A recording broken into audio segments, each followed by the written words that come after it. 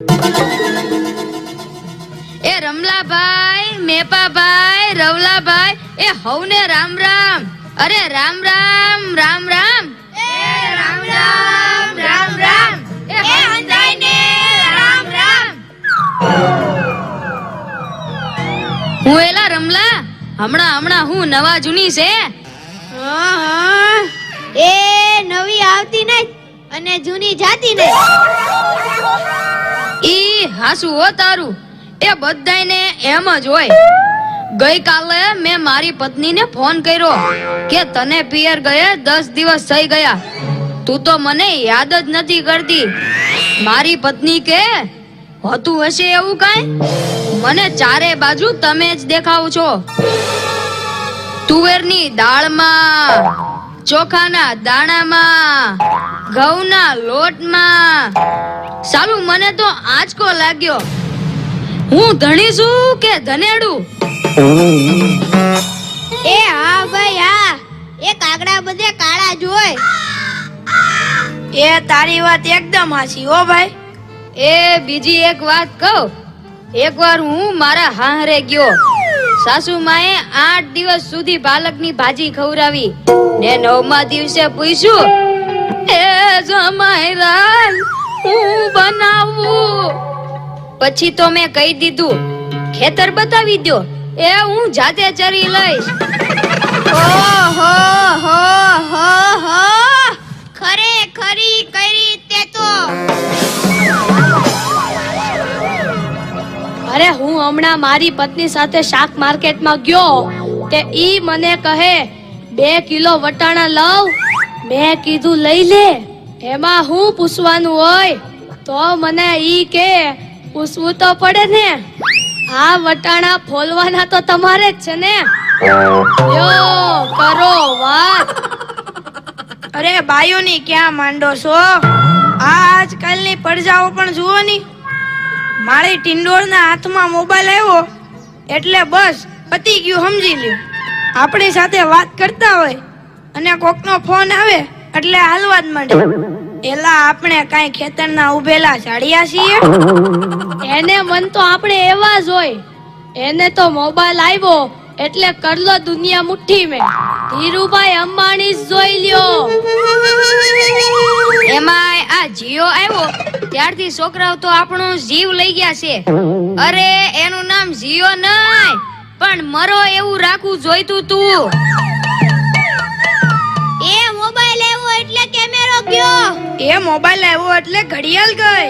એ mobile આવ્યો એટલે battery ગઈ. મોબાઈલ આવ્યો એટલે ટપાલ ગઈ. મોબાઈલ આવ્યો એટલે કોમ્પ્યુટર ગયું. મોબાઈલ આવ્યો એટલે નિરાત ગઈ. અને એમાંય જો આપણો મોબાઈલ આપણી ઘરવાળીના હાથમાં આવ્યો તો આપણે ગયા. લ્યો કરો વાત. એલા આ જીઓ ઉપરથી યાદ આવ્યું, તમને ખબર છે હમણાં સુધી પછી પૈસા હાલતા હતા ઈ કોણે બંધ કરાવે? ઈ ખબર છે તમને કોઈને? નથી ખબર ને? સરકારે બંધ કરાવ્યા, બીજું કોણ કરે? એ નહીં, ઈ પછી પૈસા એટલે પાવલી. ઈ પાવલી આ જીઓ વાળા મુકેશ અંબાણીએ બંધ કરાવી. હા, એ કેવી રીતે? જો હું કહું, મુકેશ અંબાણીના લગ્ન થતા હતા ઈ વખતે આ પાવલી એટલે ઘણા બધા પૈસા કહેવાય. તે ગોર મારે ઘડીએ ને ઘડીએ કીધા કરે, પાણીની ચમચી ભરો ને મૂકો પાવલી.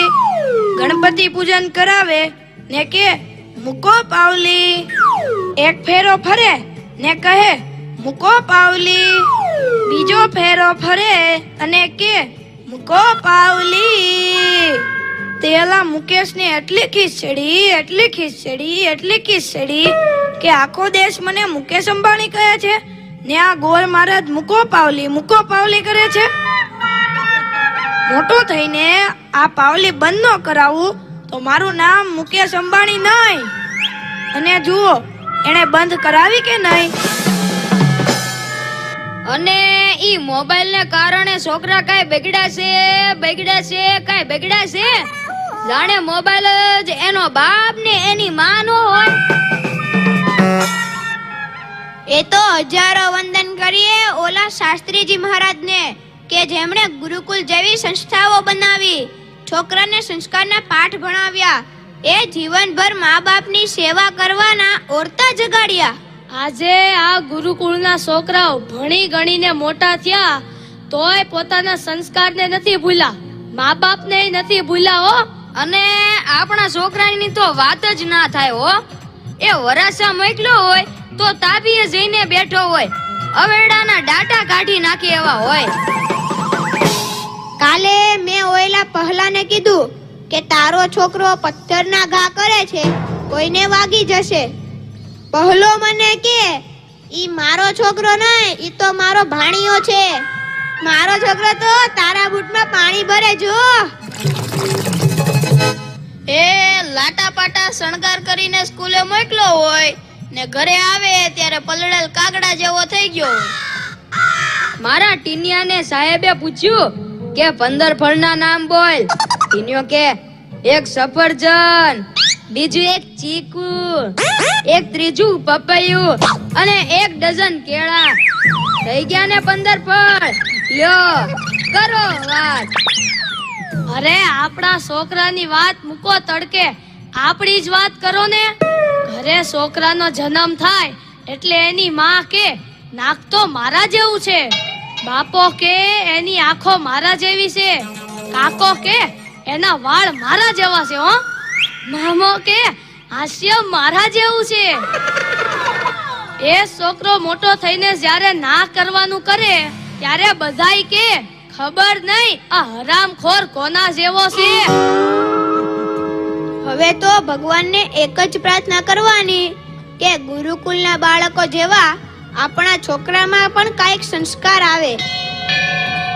એ લ્યો તય સૌના ઘરે જાય. આ લોકો તો નવરા છે, આપણે થોડા કઈ નવરા છીએ. હાલો હાલો હવે હાલો હાલો હાલો હવે હાલો હાલો ઘરે હાલો. હવના ઘરે હાલો, નીકળો.